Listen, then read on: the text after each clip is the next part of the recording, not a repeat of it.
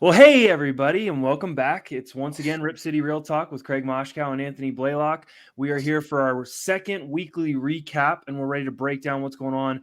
4 games. It's a big one. We have a lot to cover. So how you feeling, man? Well, what's our motto? 500 or better. 500 or better. And that is where we are on the season, and that's where we are on the week. Got 4 games to cover. We're going to go from the first Clippers game through the Hornets game that happened earlier today. We decided to post a little later than normal because, Halloween and all that good stuff. And it was a 4 o'clock game, so it's a little fun to get that in. Get that in there and squeeze one extra game into the week. So kind of a bit of an up and down week. I feel like that's how most of the season has been. Not a lot of close games really at all. We haven't had very much excitement. Yeah, the Kings game early was like kind of close. That's the only game I can think of that was even with 2 or 3 minutes left close. Yeah, it's been a blowout one way or a blowout the other way. I mean, just kind of close altogether. So that being said, we'll start with the first game. Let's kind of dive right into it. We're going to do a quick little recap on each game and then probably dive into some fun segments for you guys. I got a couple things planned, and then we'll end with just some weekly thoughts and things we've noticed between all these games and how it all kind of comes together and go from there. Cool. Let's do it. All right. I got the schedule right here, so we're looking at it. There you go. So we got the Clippers. We got that first game. We lost 116-86. This was one we looked forward to, right? This was Chauncey's first game as a head coach against his old team. So the only experience he has coaching. He was an assistant with the Clippers. Kind of wanted to see how he would come into this one, how he prepared. He knows a little bit about their coaching. He knows a lot of the players, their tendencies. It was a big one for me to see how he prepared against his old team. And really, as far as a coach goes, it doesn't get much better than this. System or not, you have a head start on your opponent. But it was bad. It was a blowout. It was not good. 30 points. Yep. What do you got for me, man? What did you think of that game? I got a couple things. I want to hear your thoughts. Yeah, I mean, okay, so here's my notes, right? Dame was bad that game. He just was not very good. He was decent at facilitating. He was really bad shooting. And we'll talk more about that as the pod goes on. Norm was out for that game, that Clippers game, so Nas had to play 32 minutes. I don't think a winning formula for the Blazers is Nasir Little playing 32, 33 minutes a game and 30 turnovers. When you're talking about 30 turnovers, that should never happen. And if we hit that mark, I mean, my goodness, if we hit that mark again, that's brutal. So our assists were 15. We had 15. They had 37. I mean, those 3 or 4 things right there should tell you how the game went. I don't even have to give you like shooting percentages or anything else. Just those 3 things. We were sloppy and Dame was pretty bad. Yeah, it wasn't just Dame. Dame only had 12 points. He was 0 of 8 from 3, which is a trend. Nurkic only got 4 points. And I'm sorry, but if you think that Zubac is a guy who should be slowing you down, Zubac is not a guy who should be slowing you down. Nurk should have had a good game. 21% from 3. Like, 21%. They only shot 32. They didn't do much better, but 21% is not going to get you a win. Right. The one saving grace is not a saving grace because you lost by so much, but they only got 12 points off of the 30 turnovers. It could have been terrible. It should have been. It should have been way worse than what it ended up being. Yeah. They didn't really have anybody do anything crazy. Kennard was probably their best player. He had 6 threes. He had 23 points in that game, was just slinging it from deep. And when you're losing to a guy like Kennard, you got problems. Turnovers or not, you got issues defensively. They didn't look good. They held him respectively. I mean, from the 3-point line, they did fine. But overall, nobody on the team got hot. Yeah, it's just, I mean, it's difficult. The defense didn't have any very stretches that looked very good in that game. Like you said, it wasn't a very competitive game. I have something that I can talk about in the next game where we can talk about defense, but in this game, there's nothing of note where you're like, yes, the Blazers played so well. Paul George kind of got whatever he wanted, and Paul George is actually really good at facilitating an offense now, and he's killed us the last 4 or 5 times we've played him. Yeah. And he has a personal vendetta against Dame whenever they play against each other now. And they don't talk about that much in the national media, but he just locks Dame up pretty hard. And CJ wasn't able to really pick up the slack. Nobody really was. I mean, Nasir Little is going to give you like 8 and 8, but he's not going to do a whole lot other than hustle plays. So it was a tough game and a tough matchup, and I don't feel like we rose to the occasion at all. No, it was definitely disappointing. I mean, I really Mhm. thought you could at least make it competitive, and you Yeah. didn't. But that's all right. Because we're Yep. going to move on to our second game. We're going to go through these Cool. games relatively quick and come back and kind of touch on everything. Yep. Yep. So, not a great starting point when you have the Clippers and you have that knowledge and you get whooped like that. But you recover. You go in and you get Memphis, who Mhm. at the time was 2-1. They were the only team to beat Golden State this year. So that win to me, you come out on top 116-96. Mhm. That was a great win. Yeah. It really was. I mean, I would call it a blowout. 20 points is a blowout, I guess, if you get to that point. Mhm. But you'd want to talk about defense. I know you got some defensive stats. They didn't have one player in that game go over 20 points. Yeah. That's impressive. I mean, Mhm. you talk about guys like Ja Morant. You got guys. I mean, I guess Ja Morant's probably the only person that you're really scared of scoring. We'll be real, Sure. but I mean, it's still considered a good win considering how Mhm. they have played. Yeah. Dame finally found his shot. He went 4 of 11. So I'm not gonna say he found his shot per se, but he actually hit some threes, Mhm. and I think that's when I say found his shot. He hit more than 1 3. So that was good. Simons was incredible. He hit 5 threes. He's been really good all year, and we're going to talk about that. We wanted Yeah. to see what he would do. I'd still like to see him attack a little bit more, but he is shooting really well this year. And then I think one of the big difference was, I mean, 41% from 3 for Mhm. us. We hit 23 of them. That's a formula for success no matter what, and it seems to be our only formula for success. Yep. And then I got the Grizz shooting 47% from free throw. That's Yep. embarrassing. It That's is. terrible. And It's that's pretty not bad. going to help you get back in games when you're losing by how much they lost by. And those are kind of the key things that I saw from that game. What'd you notice? Well, I mean, so far, and we've gone through this on the pod, it's nothing new, but so far, if we outshoot the other team from 3, we win that game. I mean, literally the first stat you can check is whether or not we outshot the other team percentage-wise from 3. And in every game, I think of the whole season, I think we've outshot the other team. The other thing that I had from this game, so we beat them in points in the paint, 44-30, a team that has Ja Morant who's going to be driving. They have Steven Adams, Jaren Jackson. There's all these guys that you think should be kind of down low causing Mm-hmm. havoc, and they didn't do anything. We also we had a good defense on Ja Morant, who's I think he's averaging like 28 and a half per game through the first 5 or 6 games. He's been incredible, and we locked him up really well. I thought we ran guys off the line defensively. And then the thing that I wrote down is good defensive adjustments. I mean, we went to a zone Yeah. a couple times in that game. There was adjustments. That was something that we did lack defensively under Stotts at times. And I thought Chauncey did a fantastic job of having a game plan ready. Now, why that isn't consistent, why we're not running teams off the line every single night, I don't know. But we can talk about that later on in the pod and what we have to do to make those changes. But I thought defensively that was one of the better games I've seen out of us in 2 years.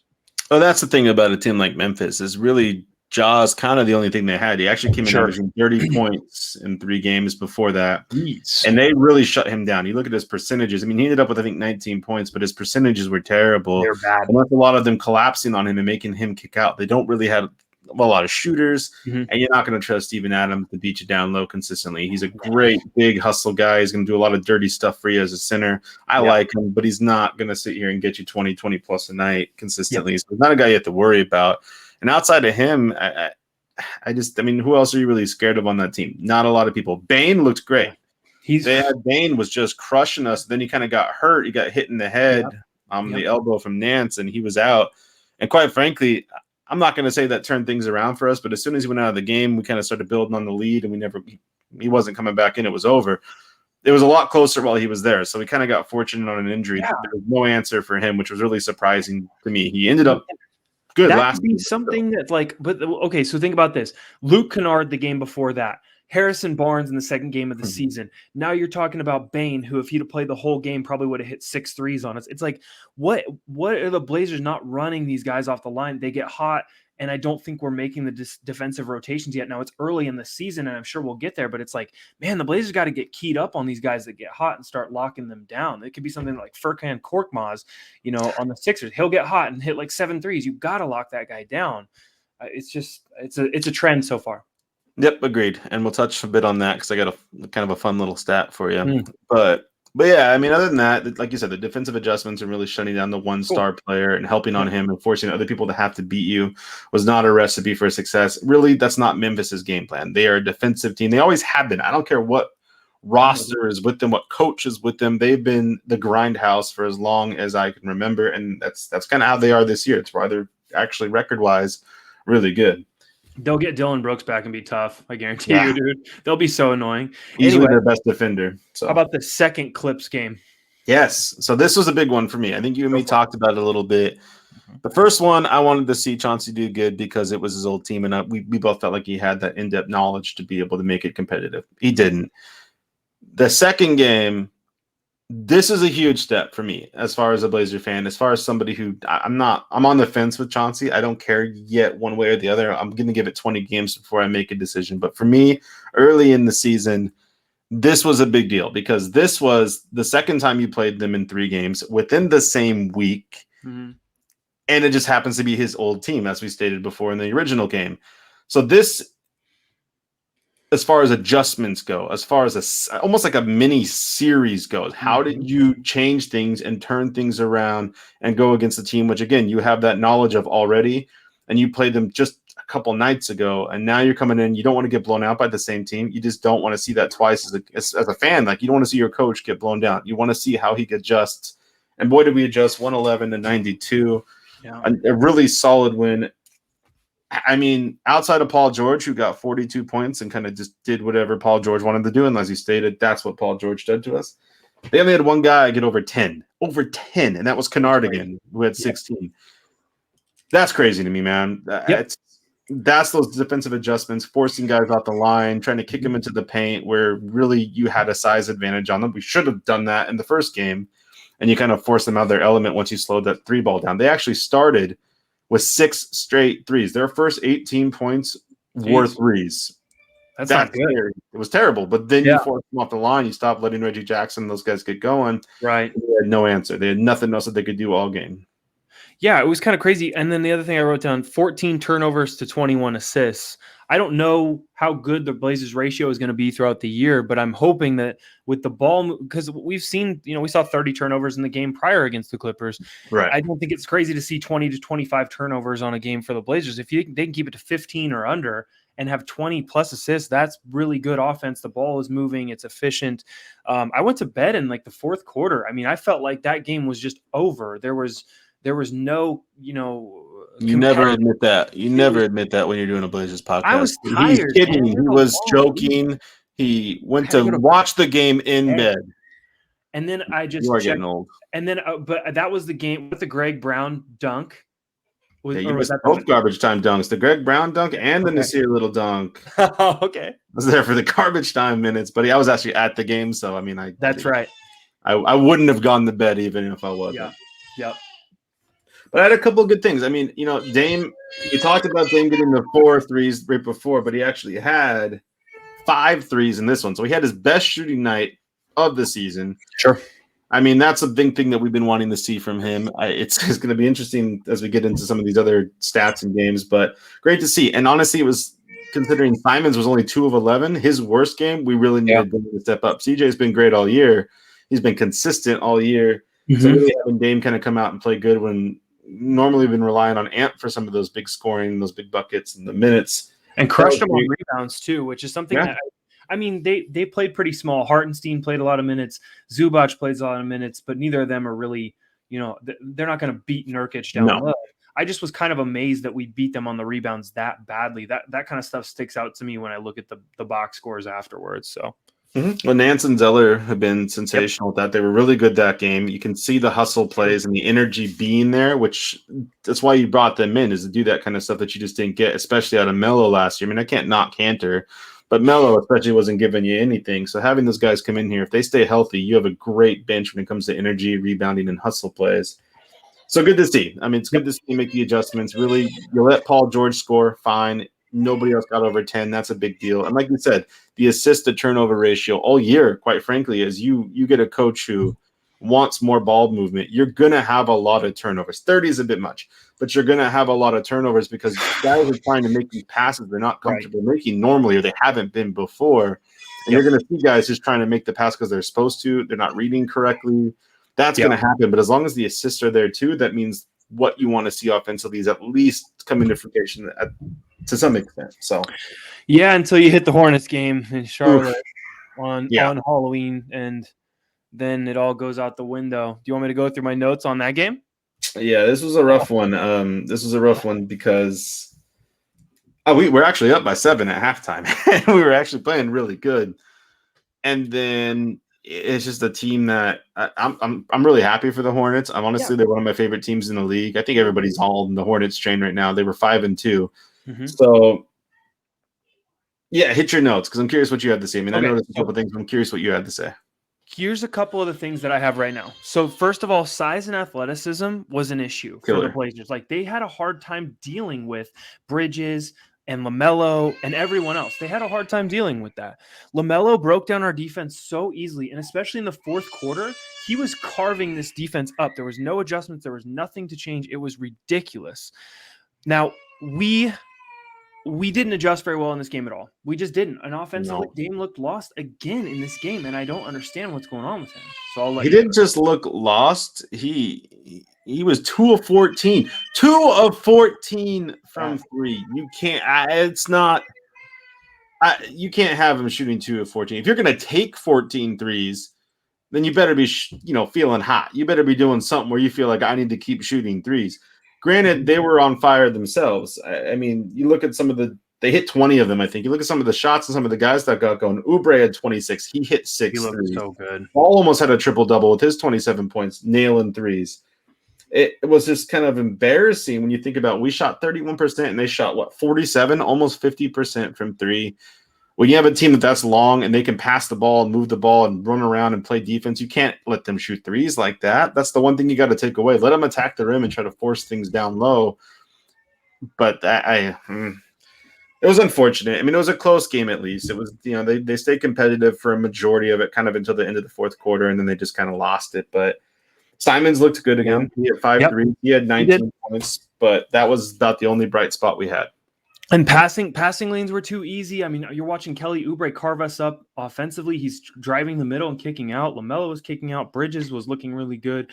It was too easy for them. And the Blazers couldn't make anything difficult. And it's one of those things where it's like one night we show up and we have the focus and the intensity. The next we don't. And I don't know what that formula looks like to make it consistent. I don't think Chauncey does either, but hopefully he can find it. Yeah, I mean, it's hot or cold. I mean, you either win by 20 or you're losing by 20. I mean, you didn't lose by 20 to the Hornets, granted, but it's been kind of like that. It kind of feels like you're either pulling away and putting garbage guys in the fourth, or you're the one putting guys in the garbage time because you got blown away. There's really been no middle ground. At least Charlotte was competitive, which I like seeing. It was on the road, and they're just a tough team. I mean, the East right now is on a complete 360 with New York. Chicago looks great. Milwaukee's going to be tough. There is so much athleticism and size in the East now, whereas I feel like the West just kind of went the complete opposite. Yep. But I mean, that's all I have in the Hornets. It's a quick breakdown of some of the stats. We'll talk about it, but I mean, really, there's not much good or bad that you can get into. Yep, it's 500. It's fine. I mean, it's still early in the season. We can't be too critical. We can keep it real, but we can't be too critical. What else you got, man? So that's it for the quick recaps on the game. I'm going to talk more about the week specifically as we kind of get into the end of the pod. But before we get into the end of the pod, I want to have a little fun with you, man. And it kind of discusses a couple of things here. Okay. So I have a new segment that I'm going to do, and I'm going to go ahead and do the new segment now before I get into my other segment, everybody's favorite segment. I'm going to keep that suspense rolling. So for you, because it's Halloween and it's spooky time, and it's also a time of fun and trickery, I have a new segment that I'm not new because I'm only time I'm going to do it until next year, I guess. But it's a segment called Trick or Treat. All right, Trick or Treat. Okay. And this is going to be fun because it's going to be things that have been positives for the Blazers through the first couple games. Okay. And I want you to tell me if that's a trick, like if I shouldn't be buying into this, or if it's a treat. And this is something that we can look forward to going forward. Pretty self-explanatory, right? I don't have very many of them. I have a couple of them. And it's just quick fire. So my first one, Anthony Simons hitting 3 threes a game, averaging 13 points. Is this a trick or is this a treat? Like, are we going to be able to see this going forward, or is this something we can't rely on? I think it's a treat. I think it's something that you can rely on with given minutes. He's looked really confident in every game he's been in, pretty much. I don't have anything negative to say. If he's catch and shoot, if he's off the bounce, both, he's been good in both regards. I think you can look for Ant to give us the 13 to 15 points per game we were looking for. He scored 19 a couple times here. He just looks confident. So I'm going to say treat. What do you think? I agree. I mean, he took 70% of his attempts for behind the 3-point line at a 40+% clip last year. Yeah. He's getting the minutes this year. There's no reason to think he was going to stop shooting the ball well, but the points are coming because he's attacking a little bit more, and he's just been on fire from three. So, yep. I have a very similar one for my second trick or treat. CJ McCollum was getting 4 threes a game, one of the highest of his career as far as averages go on 24 points. Yep. But I mean, we're talking 12 of those 24 points. Half his points are coming from three right now. Is the hot shooting from CJ something we can expect going forward? Is it going to be something that teams lock up on and kind of force him back to his old CJ ways? A mid-range, what are we thinking here? Trick or treat? I think it's also a treat. I think CJ is going to keep shooting for, I mean, I've seen him get multiple times do step backs to get to three. I've seen him dribble up, back up and shoot. I think CJ is making it a point that he wants to shoot more threes and make more threes, just like he did last year and just like he did in the bubble. So I think this is going to stay. I think 4 threes per game is very consistent for CJ. Okay. I got a couple more. Okay. This one is Dame assist numbers. This is the highest of his career. Barely. He had 8. He averaged a couple years back, but this is 8.3 assists. So basically the same, but a little bit higher. Is the Dame assist number something that we can rely on? Is this a trick or a treat? That's definitely a trick, because here's why. If Dame is scoring 25 to 30, he's not going to be giving, I mean, he can give you 8-9 assists, but I think as Dame starts shooting better, especially from three, you're going to see some of those numbers go down to like 6 assists per game. I don't think night in and night out you can count on Dame for 10 assists. He's been dishing a lot, but I think the offense needs to flow around him and not through him. So I'm going to say trick. What do you think? I agree. I think that's one of the ones where, for me, Dame is passing more because he doesn't feel comfortable with his shot. I don't know what it is. We're going to talk about it. He's taking a lot of shots, so he obviously feels fine, but it's just something about him. I mean, I've noticed a couple times where it looks like he may have an okay look and he's passing to the next guy. I think it has to do with Chauncey's system, and I don't think it's a bad thing. I just think he's trying to get used to what they want to run and get more comfortable trying to move the ball around more, and it's been great. This is why we brought Chauncey in, was to start getting ball movement. This is what he specializes in. So it's great seeing those numbers go up. But I think at points, we need to start seeing Dame attack a lot more. We need to start seeing the old Dame, because all he's really doing now is he's passing the ball. He's getting some points, but his shooting is so off. And that's going to change, and he's going to get his points. But I think that there's going to be times where he needs to start attacking a little bit more. And that'll come when he hits more shots and draws guys out. But I do think that's a trick. I think he'll get closer to his 6 to 7 average. He'll go down a little bit, more in line with his career. Yep, I'm with you. And I got 2 more. All right, quick hits. This is actually something I was going to wait for when we got to the second half of the pod here, but this is something all 3 of our wins. Okay. We shot 40 plus from 3. All 3 of our losses, we were about 30%. I think one was 31 and lower. Is this a trick or treat, man? Do we have to shoot 40%, not outshoot the opponent, but 40% in general to keep getting wins? We're 3-0 on 40% or better. I think it's a key. Yeah, I'm going to say that we have to shoot 40% or higher. If we don't, look, that's our offense. Okay, I know we didn't want to shoot 53s every game, but we've shot 53s in the last 2 games that we played. It's not uncommon for us to get 53s up. So I think we got to shoot 40% or better if we want to win. Okay. All right. It's my thing. What do you think? I think it's a trick. I don't think that the percentage necessarily matters so much. I think that you need to see Dame get his numbers up a little bit. And so you're probably going to end up at 40. But to me, the losses are so flip-flopped, and we'll get into that in a moment. They've been like the 30% or lower. There's no middle ground. I think you can shoot 35% and be all right, 36, 37%, as long as they're good looks and they're in the flow of the offense. Sure. I think that you're blowing people out by 20 points when you're shooting 40% or better, and that's fine. Yeah. But I think there's other issues with the team right now other than that. I just noticed it was a trend, and I'm kind of curious about that, because that was been 3-0 doing that. All right. And the last one. And this is a trick or treat for the other team. Oh, what? Yeah, no, I'm throwing plot to the statue left and right. So trick or treat for the other team. Damian Lillard's terrible shooting. Damian Lillard's 20% on the season so far. Is this a trick for other teams, or is this a treat for other teams? Is this something they can rely on? You know what I'm going to say? It's a trick. I mean, it's got to stop at some Better point. be. He's just too good. Like, and if he needs to start taking more quality looks and get the less volume up, that's fine. But something has got to change. He's got to start hitting at least like, I mean, he's a career 39, ish. Last year is what he shot, 39% from three. This year, I think he's in the 20s. It's been brutal, dude. It's got to change. Yeah, and I haven't seen one logo Lillard shot all year, and that's concerning. The range has not been there. So None. So that's all I got for the trick or treats. I thought that'd be a little fun to kind of see. There's a lot of things that we've had some positives on this year that I want to see if they're going to continue or not. I'm glad you agree with some of those.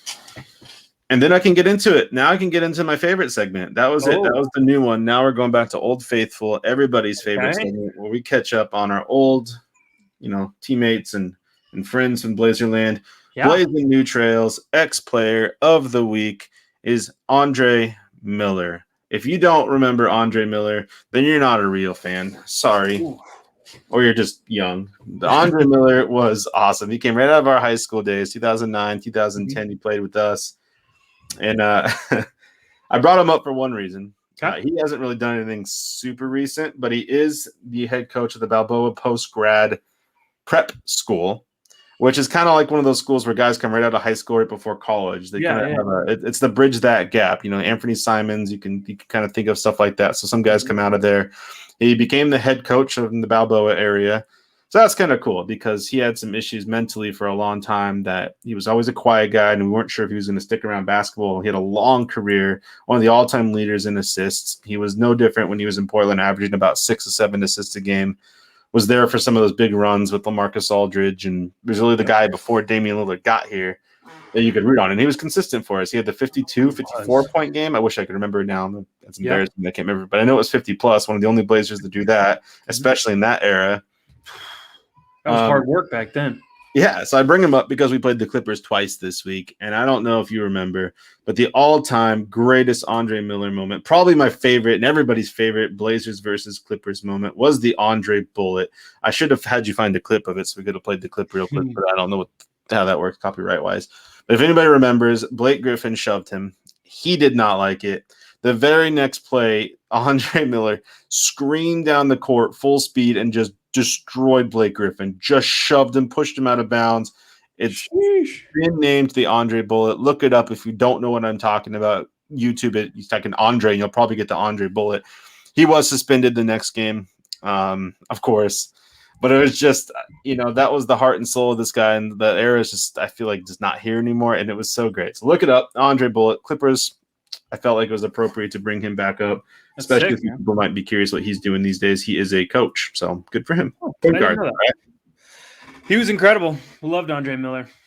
Yeah, so that's it. That's what I got from my Blazing New Trails ex-player of the week, everybody's favorite segment. There you go, catching you up on Blazers from the past.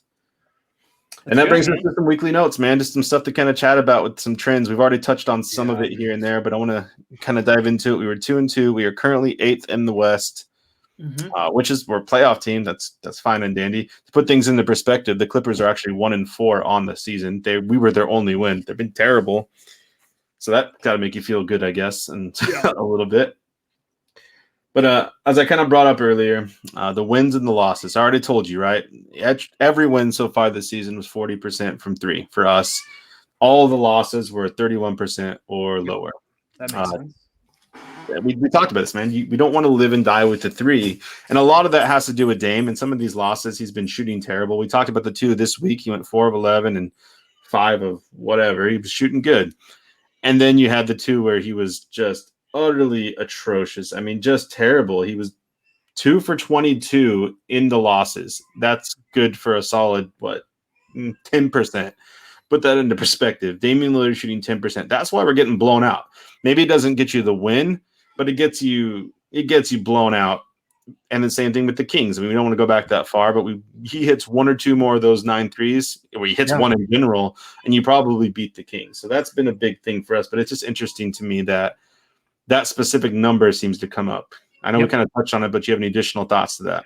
I mean, as far as 3-point shooting, I think it's mostly just Dame's slump right now. CJ's looked fine on catch and shoot. He's looked fine on step backs. Simons has been a revelation at times shooting the ball, especially from 3. It's mostly just either Rocco looks a little bit off. Dame's been missing some shots. Tony Snell is coming back soon, so maybe he can shoot some corner threes. The corner three has been lacking. Norm was out for 2 of these 4 games. So, he's one of your better 3-point shooters. I'm not super worried about that. I think we'll fix that. I just feel like the offense lacks potency. It lacks scoring punch. There's not a lot of consistent runs to it. And a lot of that is because Dame is facilitating for others and sometimes not taking over the game. He and CJ, without the ISO offense that we have in the past, one of them would get hot and just sort of like dominate their defender. That hasn't happened as much this year because the ball keeps whipping around.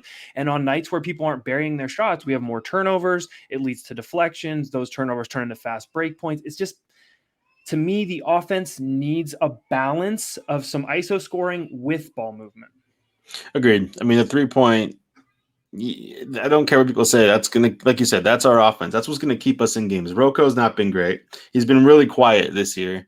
Dame, obviously, shooting bad isn't going to help you very much. And, I mean, when you have the turnovers and you have the ball movement, if you're not able to score, like you said, a lot of little deflections, little turnovers that I think will definitely be cleaned up as the year goes on, but you can't make that ground up when you're not hitting shots, especially when you're shooting so many threes as a team. Right. So I have that. I am kind of, this is the fun stat. This is one I was going to bring up earlier. So this is the thing I know throughout the week and really go back to the Kings. And you already kind of brought it up. But in all 3 of our losses, I know we're focusing on the last 2, but all 3 in general, the opposing team has had at least one player hit 6 threes. Oubre, Kennard, and Barnes. Yep, that makes sense. And Oubre was a terrible shooter last year. If anybody remembers, he was actually, brought up in national media about how bad he was. He was on Golden State there for a while before he got traded, and he was terrible. So I don't know what it is about 6 threes. I think you touched on it. You got to force these guys off the line if they get hot. You cannot let one guy – and ironically, other than Barnes, this week specifically, it was 2 bench guys. I mean, Kennard was off the bench, and so was Oubre. So – maybe it's not the starter's fault. I don't know what you want to put there. Maybe it's Nasir or Anthony. They've both been kind of the wing scorers, so small forward / shooting guard. Yeah. What's your take on that, man? I don't know. I want to know the last time in history that's happened where a team has given up in 3 losses, 6+ threes. It can't be very often. I don't know exactly. The only thing I know is when I watch, it's not consistent defensively yet for running guys off the line. The rotations and the communication break down a lot. Like when I was watching some of the stuff from yesterday, I was watching Oubre and Bridges, and a lot of times they would rotate and Roko would suck into the paint and then not get out fast enough to run guys off the line. I do think that communication will get better as the year goes on. I don't really have the answer to that yet. I think it's just going to be working through those defensive issues in practice and getting more game experience with these rotations. Norm getting hurt didn't really help, because this team relies on chemistry, and they have never had good defenses in the past because they don't rotate well and they don't communicate well. So those 2 things should get better as time goes on, but we'll see. It's not been pretty, but there has been adjustments, and Chauncey has had definitive game plans defensively. So I like that. It's been fun to watch. It's just not translating yet to stopping teams every single night. Right. And like I said, my magic number is 20. When we get to 20, we'll do something on the episode to really kind of talk about. That's where I'm going to gauge this team because, if you look at – I kind of want to see at that point, we're going to put down the stats of what other head coaches that are brand new, what they look like right now. I know Boston doesn't look great. Magic are obviously terrible. There's a lot of teams out there that aren't looking good right now with first-year head coaches, and that's fine. No. So that's what I have. I already touched on Dame shooting 2 of 22 for 10% this week. When he was hot, both of our wins, he was 50%. He went 9 of 18 in the 2 wins, so he shot 50%. Duh, right? Like that's the formula for this year. It's whether or not Dame is going to continue to hit his shots, and we need it.